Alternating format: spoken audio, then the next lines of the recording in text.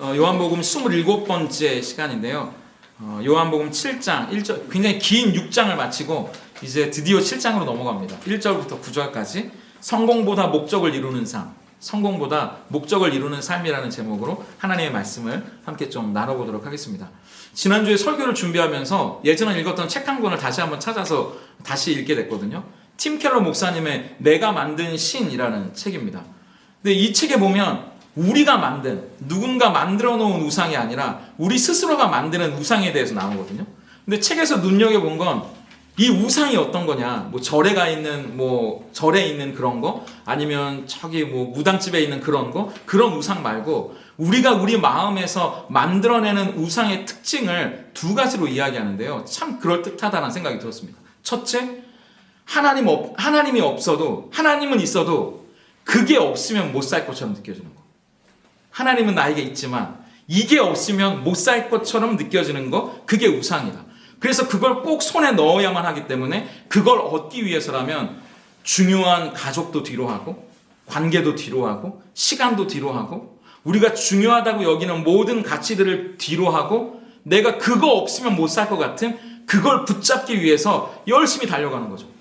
이게 우상이고, 두 번째는 하나님이 없어도 반대입니다. 하나님이 없어도 이것만 있으면 내 삶이 의미 있어질 것처럼 느껴지는 거. 내 삶이 내가 가치 있는 사람이 될 거라고 생각하는 그거죠. 하나님이 없어도 돈만 있으면 내 삶이 의미 있어질 거야. 하나님이 없어도 내가 학벌이 있으면, 내가 외모가 예쁘면 나는 가치 있는 사람일 거야. 나는 괜찮은 사람일 거야. 첫 번째는 하나님은 있어도 이게 없으면 못 살 것처럼 느껴지는 거. 또 두 번째는 반대로 하나님이 없어도 이것만 있으면 내가 좀 살만하다고 여겨지는 거. 이게 우리의 마음에서 만들어내는 우상의 특징이라고 말하는 거죠. 그래서 이 책의 목차를 보면 쭉 우상의 종류가 나오거든요. 사랑, 돈, 권력, 심지어 종교도 우리의 마음이 만들어내는 우상이 될 수 있다. 그런데 그 중에 눈여겨보게 된 것은 성공도 우상이 된다는 거예요. 우리가 삶에서 이루는 성취, 성공, 출세, 이런 것들도 우상이 된다는 거죠. 그래서 이 책에 보면 마돈나라는 유명한 가수의 이야기가 나오는데요. 이 마돈나가 이렇게 이야기합니다. 자기는 어렸을 때부터 늘 열등감이 많았던 사람이래요. 그래서 이 열등감과 싸우면서 살았기 때문에 남들과 똑같이 평범한 모습이면 내가 무서워진다는 겁니다. 남들보다 조금 더 낫고 더 예뻐야 되고 더 유명하고 인기가 있어야 내 마음이 조금 편안해진다는 거예요. 그렇지 않으면 내 안에 열등감이 나를 괴롭히기 시작한다는 거예요. 너는 못생겼어. 너는 부족해. 너는 이게 없어. 이렇게 열등감이 자기를 자꾸 괴롭히고 힘들게 하기 때문에 남들보다 더 성공해야 되고, 남들보다 더 예뻐야 하고, 인기가 많아야 되고, 유명하다는 것. 그래서 이 성공을 통해 자기가 대단한 존재라는 걸 세상에 증명해야지만 속이 풀린다는 거예요. 이게 어느새 자기에게 중독이 됐다는 겁니다. 그래서 성공하는 것이 나의 중독이 돼서 이 성공이 없으면 내가 살아갈 수 있는 힘이 없다고 그렇게 이야기를 하는 거죠. 그러면서 이 책에는 우리 사회가 이 마돈나라는 가수나 아니면 어떤 회사의 사장님만 그런 것이 아니라 우리 사회 전체가 그렇게 성공하지 않으면 가치 있는 인생을 살지 못하는 것처럼, 성공하거나 출세하지 않으면 그 인생이 실패한 인생처럼 우리에게 거짓말을 하고 있다는 거죠. 그러면서 청년들도 직업을 선택할 때 이 직업이 나에게 얼마나 의미가 있을까? 이 직업을 통해 내 삶이 얼마나 윤택해질까? 하나님의 영광을 위해 이 직업이 나에게 얼마나 의미 있는 삶을 가져다 줄까? 이걸 고민하는 게 아니라 이 직업을 선택하면 내가 돈을 얼마나 많이 벌까? 내가 빨리 몇 살까지 건물을 얻을 수 있을까? 아니면 집을 넓혀갈 수 있을까? 성공하고 속칭 세상에서 말하는 잘 나가는 인생이 되게끔 해주는 직업인지 아닌지를 그걸 가지고 판단의 기준을 삼는다는 말입니다. 맞는 말인 것 같아요. 우리 사회도 끊임없이 성공을 부추기고 성공하지 못하면 실패한 인생처럼 우리에게 거짓말을 합니다. 그런데 이 성공의 기준이라는 것이 사실은 눈에 보이는 것, 물질에 의존하는 경우가 많죠. 눈에 안 보이는 것이 아니라 눈에 보이는 것을 얼마나 많이 가졌냐? 그리고 우리가 돈 같은 물질을 얼마나 많이 쌓아놓고 있느냐? 이런 것들이 성공의 기준이다라고 이야기하는 겁니다. 그래서 돈을 많이 벌면 성공하는 것이고, 그렇지 못하면 실패한 삶처럼 느껴지는 거예요. 출세하면 성공한 것이고, 출세하지 못하면 실패한 삶입니다. 유명해지면 성공한 삶이고, 유명해지지 못하면, 다른 사람들이 알아보지 못하면 실패한 삶처럼 느껴지는 거죠. 근데 과연 그럴까요? 오늘 우리가 읽었던 요한복음 7장 이 본문도 비슷한 맥락에서 진행됩니다. 예수님이 계신 곳은 여러분 보시는 것처럼 6장에서 본 것처럼 여전히 갈릴리라는 장소예요. 근데 이 6장은 갈릴리 바다 건너편에서 이 오병이어 기적을 보여주셨고 그때가 마침 6월절이었다고 6장을 이야기하거든요. 6장 초반부에서. 근데 7장에 보면 2절 유대인의 명절인 초막절이 가까웠다고 이야기합니다. 그러니까 6월절은 우리로 치면 4월이거든요. 그리고 초막절은 우리로 치면 10월입니다. 그러니까 예수님이 이 갈릴리라는 곳에 가셔서 오병이어 기적을 베푸실 때부터 지금 초막절까지 6개월이라는 긴 시간을 머물러 계신다는 거예요.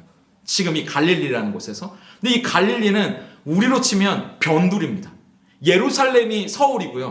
갈릴리는 저 멀리 이방 땅 갈릴리라고 성경에서 이야기할 정도로 아주 먼 변두리, 이방 사람들도 섞여 살던 그런 곳이었거든요. 근데 이렇게 이방 땅 갈릴리에서 오랜 시간 동안 머물러 있는 예수님에게 형제들이 이렇게 이야기합니다. 예수님의 친동생들이죠. 3절, 우리 한번 3절 말씀을 화면으로 보면서 같이 읽어볼까요? 함께 읽겠습니다. 시작. 그 형제들이 예수께 이르되 당신이 행하는 일을 제자들도 보게 여기를 떠나 유대로 가소서. 이 갈릴리 변두리에 있지 말고 유대 땅으로 가라는 겁니다. 서울로 가라는 거예요.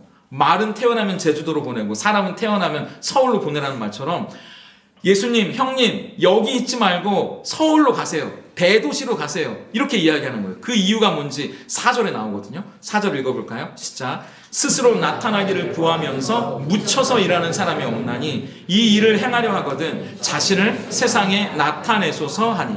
예수님은 가는 곳마다 사람들의 주목을 받습니다. 벌써 요한복음에만 지금까지 7장 전까지 5가지 기적을 보여주셨거든요.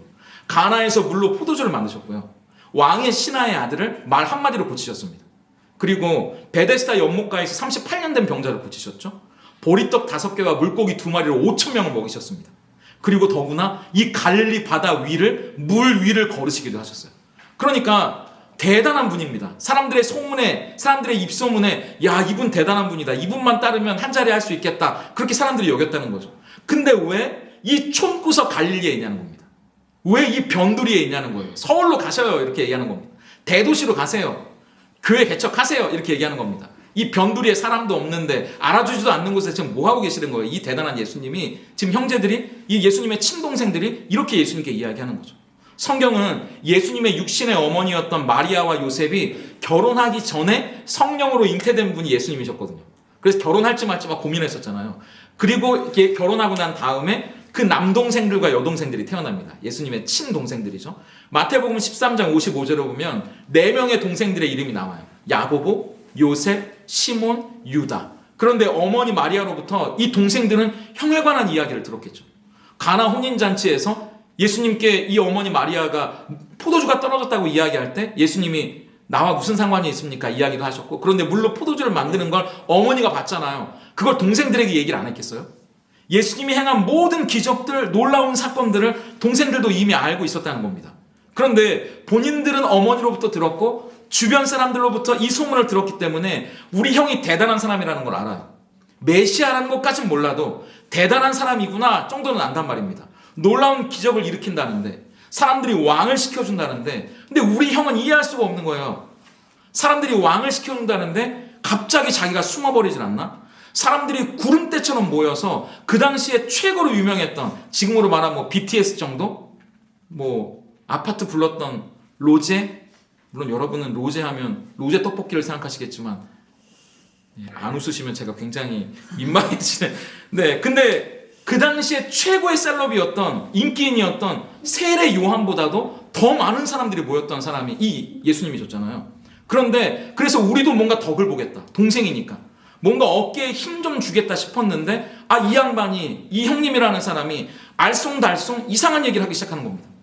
영생의 말씀이 뭔지, 떡은 안 주고 내가 생명의 떡이라는 둥, 내 살과 피를 먹으라는 둥, 아니 기껏 사람들이 구름대처럼 몰리고 예수님 최고라고 우리의 왕이 되어달라고 막 환호와 박수와 갈채를 보내고 있는데, 그때 뭔가 멋진 말을 해서 오히려 이 사람들을 귀업해서 대단한 일을 하면 좋겠는데 모이니까 이상한 말을 하는 거예요. 오히려 이 사람들을 쫓아버리는 겁니다. 그러니까 그 많던 사람들이 하나둘씩 다 떠나서 12명밖에 안 남은 거예요. 다시 처음으로 돌아가 버렸습니다. 원점으로. 그러니까 이 좋은 재주를 왜 여기서 썩히고 있냐 싶은 거죠. 뭔가 대단한 일을 할 수 있는 사람 같은데 왜 여기 촌구석 변두리 갈릴리에서 세워라 내워라 6개월 동안 뭐 하고 있냐고 핀잔을 주는 겁니다. 당장 대도시로 가세요. 서울에 개척하세요. 당신이면 수천 명, 수만 명은 모일 겁니다. 지금 이 얘기를 하는 거예요. 사람이 놀려면 큰 물에서 놀아야지. 형 정도 되면 이런 시골 말고 서울로 가라고. 유대 예루살렘 큰 도시에 가서 내가 어떤 사람인지 보여주라고. 가서 보란 듯이 성공하라고 이야기합니다. 지금이랑 비슷하지 않나요? 아까 제가 이야기했던 것처럼 지금 우리가 살고 있는 세상은 성공이 최고의 가치라고 여깁니다. 돈만 벌면 최고라고 이야기해요. 그 직업이 내가 하고 있는 일들이 얼마나 의미 있느냐 가치 있느냐가 아니라 우리는 이것부터 물어보죠. 얼마 버냐고, 살만하냐고. 어느새 우리의 가치와 기준이 성공, 출세, 돈 이런 거에 있다는 겁니다. 시골에 있으면 실패한 거고 도시에 가면 성공한 겁니까? 사람들이 많이 모이면 성공한 거고 사람들이 많이 모이지 않으면 실패한 건가요? 내가 어떤 사람인지 사람들이 인정해주면 대단한 거고 누구의 인정도 받지 못하면 실패한 인생입니까? 그럼 다시 묻겠습니다. 여러분은 성공한 인생입니까? 아니면 실패한 인생입니까? 세상의 기준으로 본다면 말이죠. 저는 성공한 목사입니까? 실패한 목사입니까? 세상의 기준으로 본다면 말이죠. 그런데 예수님 동생들이 예수님께 던지는 이 질문 앞에서 예수님이 어떤 대답을 들려주시는지가 우리의 관심이라는 거예요. 예수님은 성공이 최고의 가치라고 여기고 성공을 통해 내가 어떤 존재인지 네 자신을 증명하라고 부추기는 이 사회 속에 살아가고 있는 우리들에게 성공하지 못하면 스스로 실패한 인생처럼 우울해하고 절망하고 낙심하는 우리들에게 과연 그리스도인은 어떻게 살아가는 사람들인지 예수님의 삶을 통해 우리에게 보여주는 거죠. 그래서 우리가 첫 번째 기억해야 할 것은 이겁니다. 진짜는 자기를 증명할 필요가 없어요. 예수님이 형제들이 하는 말을 보세요. 그들이 형 예수에게 이 시골 갈릴리를 떠나서 예루살렘 서울로 가라고 대도시로 가라고 말하는 진짜 이유가 뭔지 4절에 나옵니다. 4절 같이 읽어볼까요? 함께 읽습니다. 시작. 스스로 나타나기를 구하면서 묻혀서 일하는 사람이 없나니 이 일을 행하려 하거든 자신을 세상에 나타내소서 하니. 내가 누구인지 보여주라는 거예요. 이 좋은 재주 썩히지 말고 두 가지입니다. 나를 나타내라고. 내가 누군지 보여주라는 겁니다. 그래서 어떻게 하라는 걸까요? 3절 이어서 읽어볼까요? 시작. 그 형제들이 예수께 이르되 당신이 행하는 일을 제자들도 보게 여기를 떠나 유대로 가소서. 여기서 나오는 제자들은요 지금 있는 12명의 제자가 아니에요. 그럼 누굴까요? 예수님이 행한 기적을 보고 구름대처럼 몰려들었던 그 사람들입니다. 그런데 지금은 도대체 예수님이 무슨 말을 하는지 모르겠다고 어려운 말만 한다고 예수님께 실망하고 떠났던 그 제자들 보란듯이 그들의 코를 납작하게 만들어주게끔 대도시로 가서 성공해보라는 겁니다. 예수님 모였다가 별거 없나? 이상한 것 같은데? 어려운데? 떠났던 사람들의 코가 납작하게 만들어주라는 이야기예요. 형이 어떤 사람인지 제대로 보여줘서 떠났던 그들이 후회하게 만들어주라는 이야기입니다. 우리도 이런 마음이 들 때가 많잖아. 내가 뭔가 보여줄 거라고. 지금 하고 있는 이것만 제대로 터지면 내가 어떤 사람인지 보여줄 테니까 지금 나를 무시하고 나를 하찮게 여기는 사람들에게 뭔가 제대로 성공해서 본때를 보여주고 싶은 마음이 우리의 마음 한켠에는 있잖아요. 내가 안 되면 우리 자식을 통해서 말이죠. 그러니까 엄마 아빠들이 그렇게 자식들을 잡는 거 아니에요. 자기는 서울대 못 갔으면서 그렇게 서울대 보내려고 나는 100점 못 맞았는데 그렇게 100점을 맞게 하려고 나는 못했지만 자식을 통해서 보상심리로 그것들을 얻고자 하는 사람들이 얼마나 많습니까? 남편을 통해서, 아내를 통해서, 성도님들도 나는 이러지만 우리 목사님을 통해서, 종교도 마찬가지예요. 목사님은 또 나는 그렇지만 우리 성도들이 많아서 이건 참 슬픈 일이죠. 그런데 이어지는 5절을 보세요. 함께 읽겠습니다. 이런 말을 하는 이유가 어디 있는지, 이런 생각을 갖는 이유가 어디 있는지 성경은 5절로 간단하게 이야기해요. 함께 읽겠습니다. 시작. 이는 그 형제들까지도 예수를 믿지 아니하미로라. 예수님이 어떤 분인지 알지도 못했고 그분이 진짜 어떤 분인지 신뢰하지도 못했기 때문에 이런 이야기를 하고 있는 것이다. 우리의 마음 한켠에 이런 마음들이 스물스물 올라오는 것은 예수가 우리에게 어떤 분인지 모르고 있기 때문이라는 거예요. 세상 사람들과 똑같은 가치관으로 살아가고 있다는 말입니다.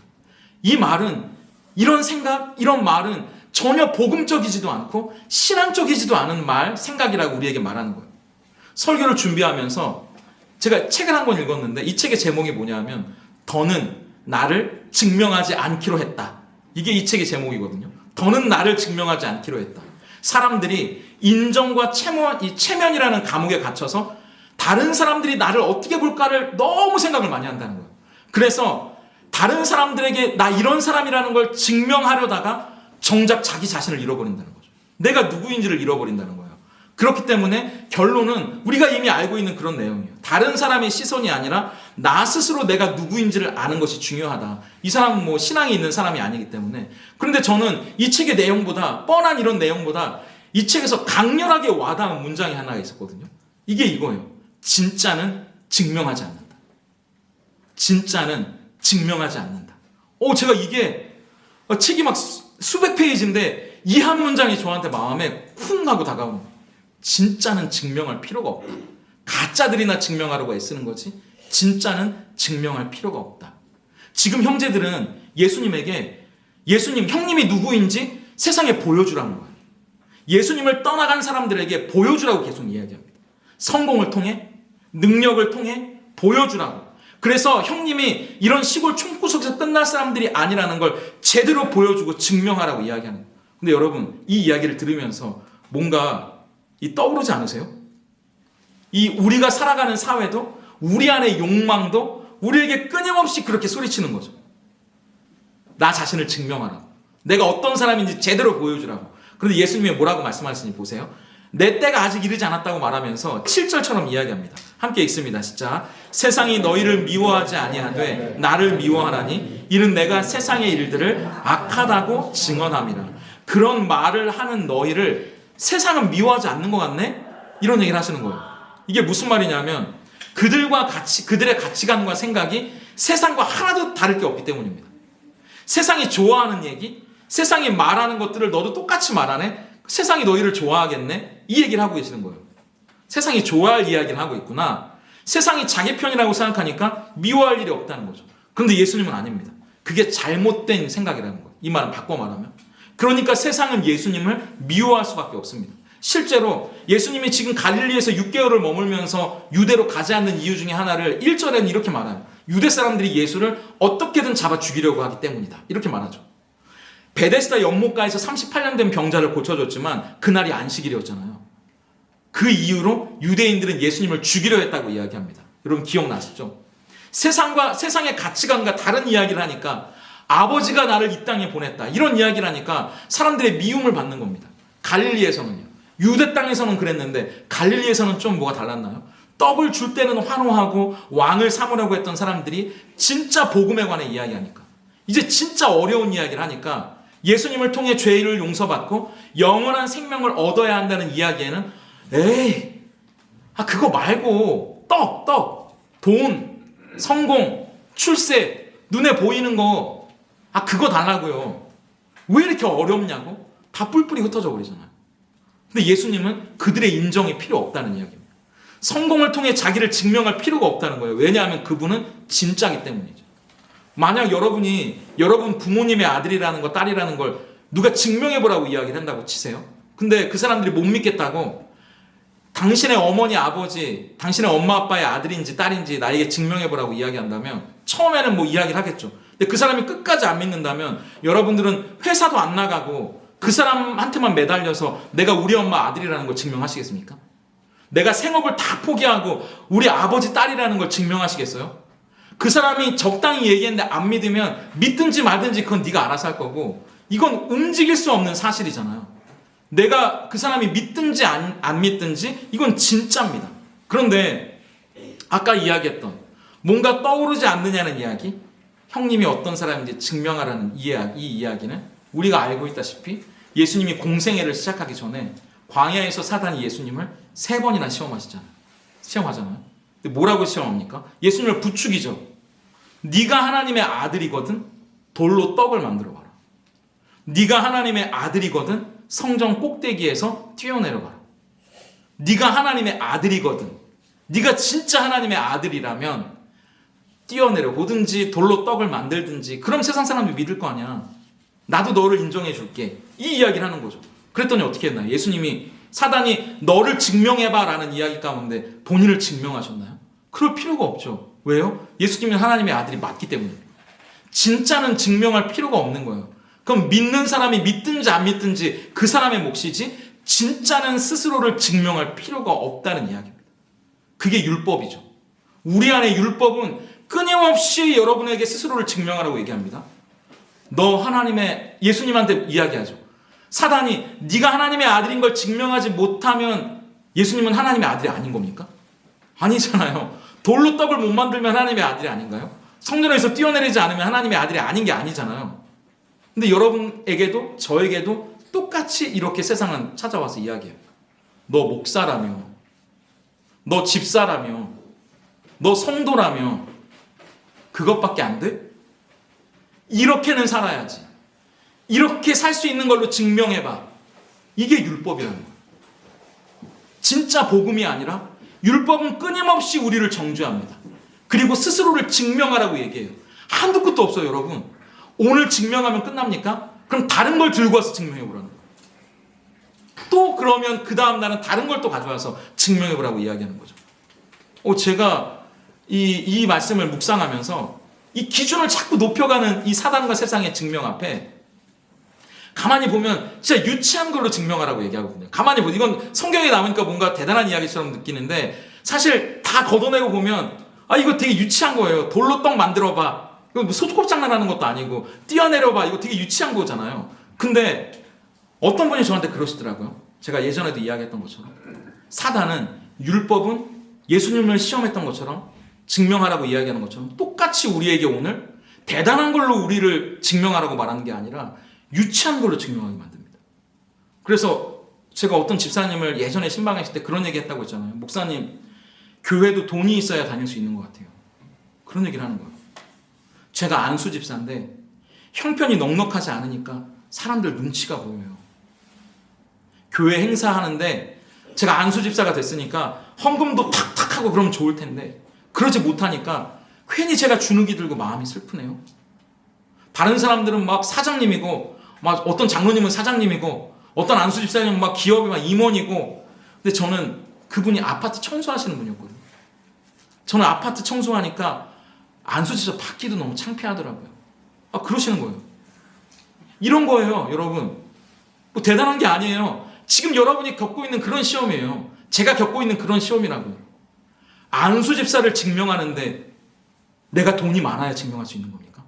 이런 유치한 걸 가지고 사단은 세상은 우리를 스스로를 증명하라고 말하는 거예요. 돈을 벌어서 헌금을 많이 내는 것으로 내가 대단한 사람인 양 스스로를 증명하는 겁니까? 사장이 되고 사회적으로 성공해야 그 직분을 받을 만한 사람으로 교회 안에서 증명되는 겁니까?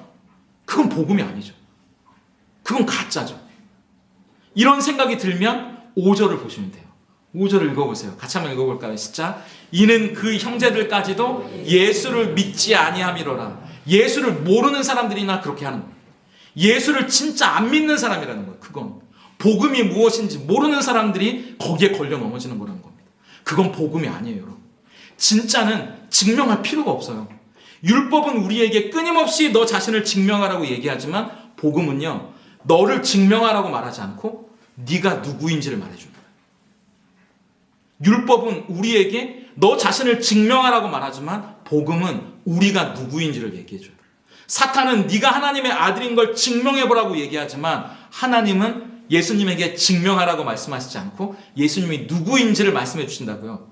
마태복음 3장 17절 같이 읽어볼까요? 화면을 보면서 읽습니다. 진짜 하늘로부터 소리가 있어 말씀하시되 이는 내 사랑하는 아들이요 내 기뻐하는 자라 하시니라.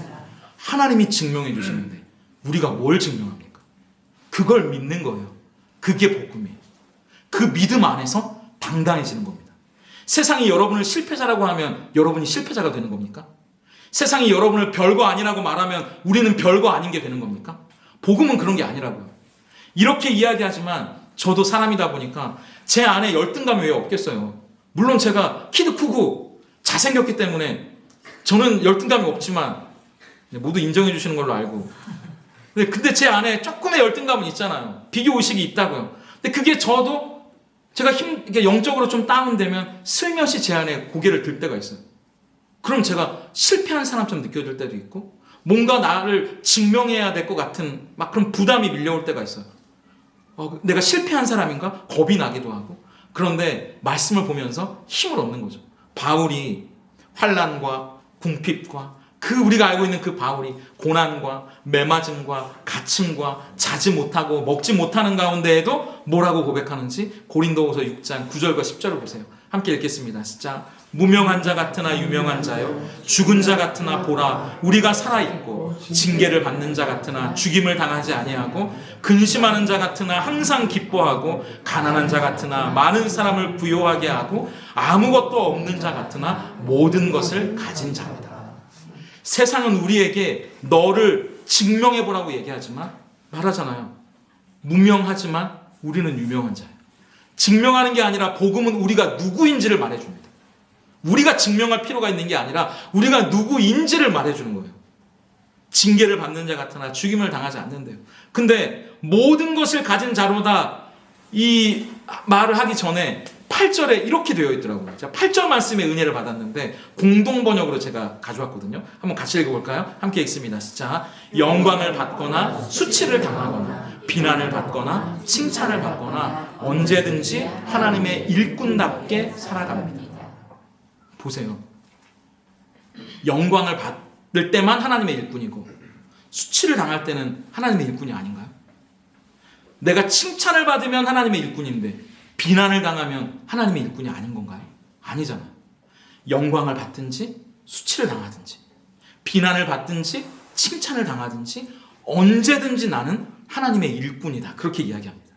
그렇기 때문에 무명하지만 유명한 자라고 아무것도 가진 것이 없지만 나는 모든 것을 가진 자라고 그렇게 이야기할 수 있는 거예요. 하나님이 여러분들을 뭐라고 말씀하시는지를 들어야 세상이 너희를 증명하라는 이야기에 나를 증명하기 위해 사람들에게 어떻게 보일까 이리저리 뛰어다니면서 전전긍긍히 하는 삶이 아니라 하나님이 나를 뭐라고 말씀하시는지 내 사랑하는 아들, 내 사랑하는 딸, 내가 기뻐하는 자라고 말씀하시는 그 음성 앞에 우리는 힘을 얻는 겁니다.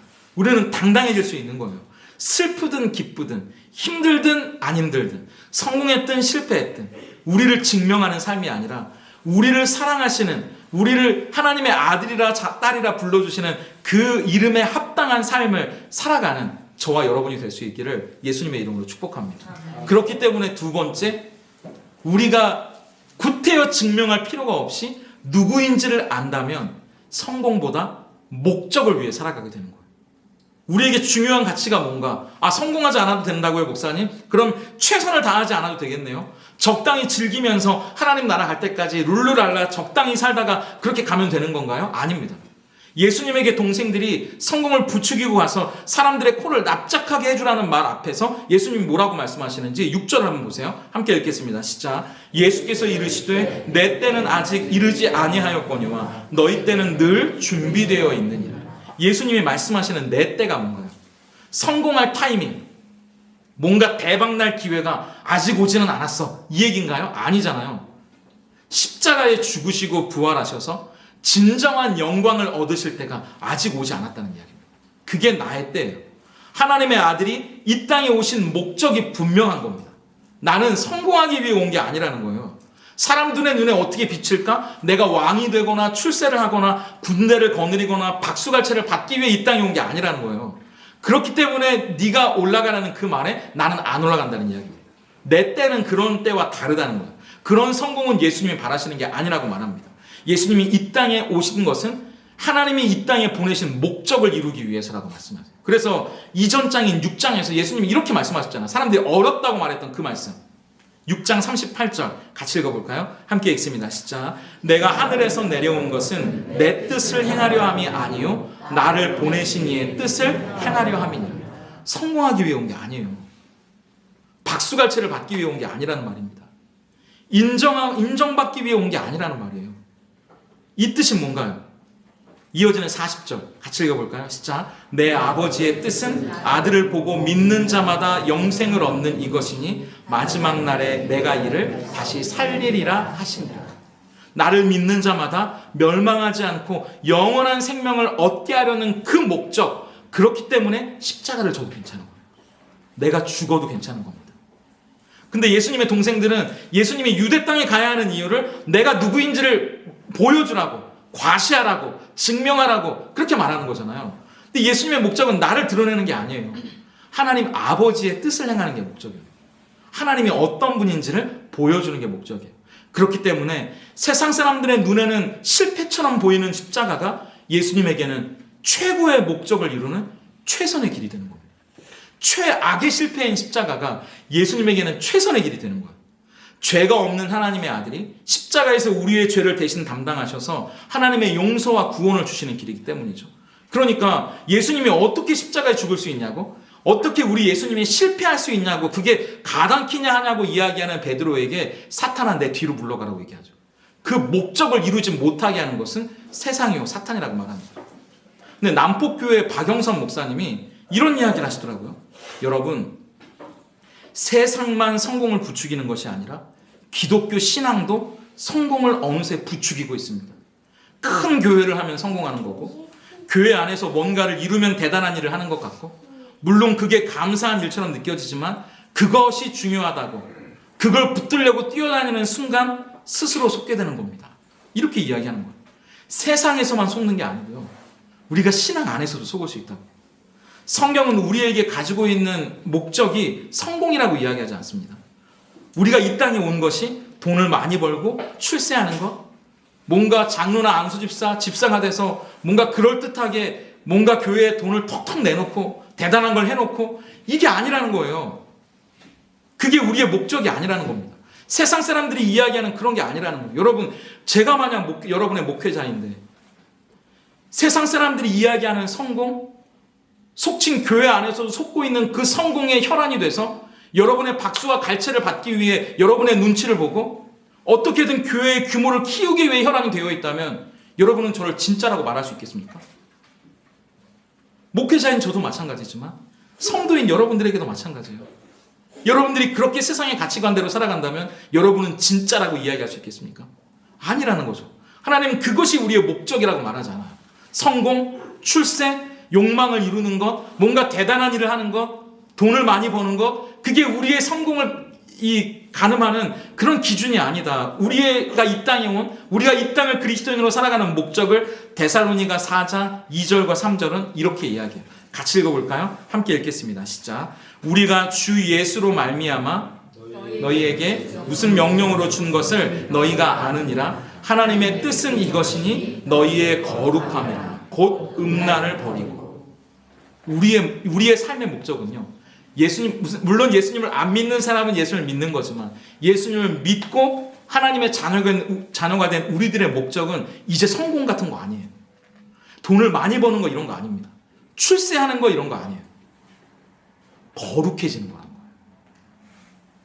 이 거룩해지는 거라고 하니까 뭔가 성경책을 옆에 끼고 막 목소리도 막 홀리하게 막 할렐루야 막 이런 거룩이 아니고요. 거룩은 여러분이 아시잖아요. 세상과 구별된 게 거룩입니다.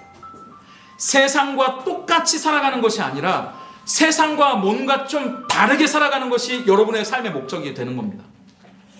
이 거룩은 우리가 예수를 믿었다면, 그리스도인으로 살아간다면 세상과 똑같은 걸 갖고 세상과 똑같은 걸 자랑하는 뭐 하나 다를 게 없는 그런 삶을 살아가는 게 아니고요, 세상과 뭐 좀 다른 삶을 살아가는 게 우리의 목적이 되어야 한다는 거예요.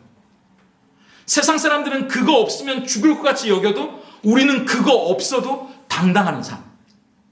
세상 사람들은 그게 있어야만 살 수 있다고 얘기하는데 우리는 그거 없어도 주님만 있으면 당당하게 살아가는 삶. 뭔가 세상과 다른 그 삶 말입니다. 그게 거룩이에요. 기도 7시간 하고 방언하고 뭔가 좀 목소리 이상하고 맨날 교회에 살고 성경책 끼고 다니고 맨날 하나님 이야기만 하고, 그게 거룩이 아니라 진짜 세상 사람들과 다른, 뭔가 보면 정말 우리와 다르구나, 이게 느껴지는 삶, 그게 진짜 거룩이라는 이야기입니다. 그게 우리가 이 땅을 살아가는 목적이 되어야 한다는 거예요. 똑같이 돈 벌고 똑같이 출세하고 똑같이, 왜 이 큰 교회는 우리는 그런 걸 경험 안 해봐가지고 잘 몰라요. 우린 작은 교회는. 근데 큰 교회는 막 예배 끝나고 주차장 나가면서 내가 먼저 나가려고 막 이런다고 하잖아요. 아니 그게 세상 사람들과 똑같은 거 아닙니까? 예배 드리고 은혜 받았으면 먼저 가세요. 이것 좀 돼야지. 근데 그게 거룩이에요. 딴 게 아니고 뭔가 세상 사람들과 다르게 살아가는 삶. 그런데 이건 우리가 노력한다고 되는 게 아니에요. 이 거룩은 히브리서 10장 10절과 14절을 같이 읽어볼까요? 그것을 가능하게 해주는 거룩이 어디에서부터 오는지 우린 그걸 잊으면 안 돼요. 같이 읽겠습니다. 진짜 이 뜻을 따라 예수 그리스도의 몸을 단번에 들이심으로 말미암아 우리가 거룩함을 얻었노라. 그가 거룩하게 된 자들을 한 번의 제사로 영원히 온전하게 하셨느니라. 여러분이 거룩해지는 게 아니에요. 그분이 우리를 거룩하게 하세요. 우리는 거룩해질 수가 없어요. 여러분 누구나 잘 저도 거룩할 수가 없는 사람이에요. 늘 넘어지고요. 늘 실패하고요. 보면 늘 지저분해요. 우리 주일 예배 드리면 늘 우리 지난 한 주간의 삶을 되돌아보며 우리의 연약함과 허물을 그리스도의 십자가 앞에 내려놓고 기도하자고 하면 다 떠오르시잖아요. 그렇기 때문에 우리가 거룩해질 수 있는 비결은 우리를 거룩하게 하신 분이 누구인지를 잊지 않는 거예요. 그분을 바라보는 거예요. 그분을 붙잡고 사는 게 세상과 다르게 살 수 있는 유일한 비결이에요. 스스로 거룩해지려고 하면요, 더 큰 실패에 빠집니다, 여러분. 더 넘어질 수밖에 없어요. 그렇기 때문에 더 예수를 바라보고 더 예수님을 붙잡고 살고 예수님 없이는 못 사는 사람이라고 그렇게 우리가 고백하는 게 세상에 예수님 없이도 살 수 있는 사람들과 우리가 다른 굉장히 큰 차이점이라는 거죠. 우리 요새 이제 대신방을 하잖아요. 근데 어제 우리 장로님이랑 이제 신방을 하면서 이런 얘기를 했었는데 얘기해도 되나요? 무슨 얘기 할 줄 아시고. 근데 장로님이랑 이런저런 이야기를 하면서 장로님이 그러시는 거예요. 고난이 나에게 유익이더라. 실패가 내가 오히려 감사가 되더라. 늘 넘어지고 쓰러지지만 그게 오히려 나에게 은혜가 되더라. 왜냐하면 그러니까 내가 예수님을 떠나지 않을 수 있다는 거죠. 내가 실패하고 낮아질수록 예수님이 그만큼 더 귀한 분처럼 느껴지는 겁니다. 그게 내가 포기하고 낙심해야 되는 이유가 아니라 그렇기 때문에 예수님이 더 필요해지는 거예요. 내가 낮아지고 내가 실패하고 내가 실수하니까 그런 나를 품어주시고 사랑하시는 그분이 더 귀하게 느껴지는 거죠. 이게 신앙의 비밀이에요. 내가 승리하고 내가 잘났고 내가 뭔가 우쭐거리고 내가 뭔가 거룩을 이뤄가는 게 아니라 누가 진짜 귀한 분인지를 우리의 실패와 실수를 통해 우린 더 깊이 알아가는 겁니다. 여러분, 그러면서 우리 장로님이랑 저랑 그런 얘기하면서 내가 성공하면 신앙생활을 더 잘할 것처럼 여겼던 적도 있어요. 근데 여러분도 아시잖아요. 성공하면 이런 교회 안 나옵니다. 죄송합니다. 단언해가지고. 네, 여러분은 교회 잘 나오시겠지만 근데 많은 사람들이 성공하면 예수가 필요 없어요. 굳이 무슨 신앙이 필요합니까? 내가 성공했는데 예수 없이도 하나님 없이도 살 수 있는데 다 하나님 떠나요. 왜냐하면 그 사람들의 목적은 성공이기 때문입니다. 출세이기 때문이에요. 돈이기 때문입니다. 지금은 그게 없으니까 그거 있으면 내가 더 잘할 것 같지 정작 그게 생기면 안 그렇다니까요. 사람이 그렇지 않은 거 아시잖아요. 그런데 우리가 예수님 안에서 고난을 겪고 실패하고 실수하고 넘어지면서 나에게 귀한 분이 누구인지, 그러니까 예수님을 닮아가려고 애쓰는 거죠. 그분을 더 따라가려고 애쓰고 그게 거룩인 거예요. 그런 삶을 최선을 다해 살아가는 거예요. 나머지는 덤입니다. 그렇게 중요하지 않다는 게 아니라 그게 먼저고 나머지는 덤이에요. 돈을 벌면 이제 그걸 가지고 하나님 앞에 영광 돌리면 되죠. 이게 돼야 이게 되는 거예요. 실패하면요? 그럼 실패로도 영광 돌릴 수 있어요. 세상 사람들은 실패하면 영광 못 돌릴 것처럼 여기는데 내가 하나님 안에서 그분과 함께 살고 그분이 가장 귀한 분이라는 걸 알면 실패로도 그분께 영광을 돌릴 수 있어요. 실패해도 세상 무너진 게 아니라 내 안에 예수님이 살아있다는 걸, 내가 오히려 기뻐하고 웃을 수 있다는 이 믿음의 배포로 하나님이 진짜 살아있다는 걸 세상 사람들에게 이야기할 수 있잖아요. 그래서 흔들리지 않을 수 있다고.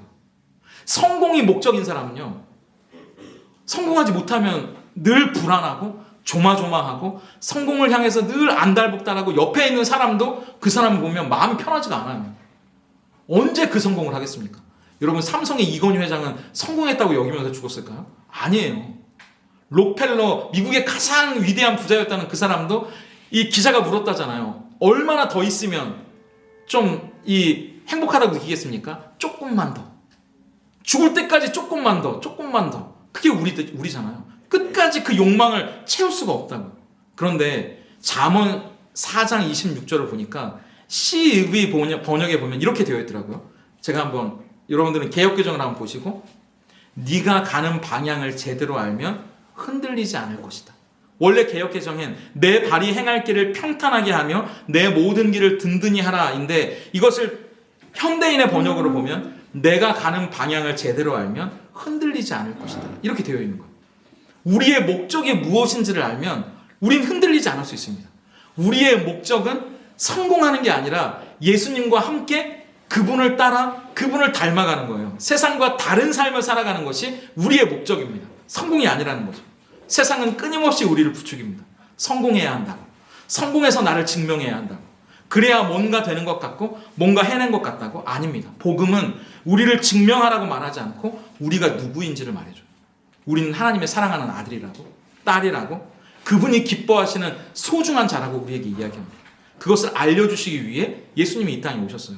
그걸 의심케 하는 죄와 사망의 권세를 십자가에서 깨뜨리시고 기꺼이 죽음을 선택하셨습니다. 세상으로 보면 미련해 보이고 실패하는 자리였지만 그게 하나님의 뜻을 이루는 길이었고 목적을 이루는 길이었어요. 그게 예수님에게 중요한 길이었습니다. 마찬가지예요. 우리는 세상이 말하는 성공과 실패, 잘 되고 못 되는 것을 초월한 사람들입니다. 그 기준이 우리의 기준이 아니에요. 세상 사람들과 똑같은 경기장을 뛰는 사람들이 아닙니다. 세상 사람들은 성공과 실패, 출세하지 못하는 것의 경기장을 뛰지만 우리는 하나님의 목적을 이루는 삶의 경기장을 뜁니다. 예수님과 함께 살아가는, 예수님으로 승리하는 경기를 뛴다고. 착각하지 마세요. 그것을 착각하게 만드는 동생들의 말을 예수님을 믿지 않은 이야기라고 이야기합니다. 하나님을 신뢰하지 못한 사람들의 이야기라고. 우리가 누구인지 잊지 않고 성공이 아니라 하나님이 우리를 이 땅에 살아가게 하시는 바로 그 목적, 복음 안에서 하나님을 영화롭게 하고 우리가 예수님을 닮아가는, 뭔가 세상과 다른 진짜 예수님과 함께 살아간 사람이라는 것을 보여줄 수 있는 그 삶을 살아가는 우리 모두가 될 수 있기를 예수님의 이름으로 축복합니다.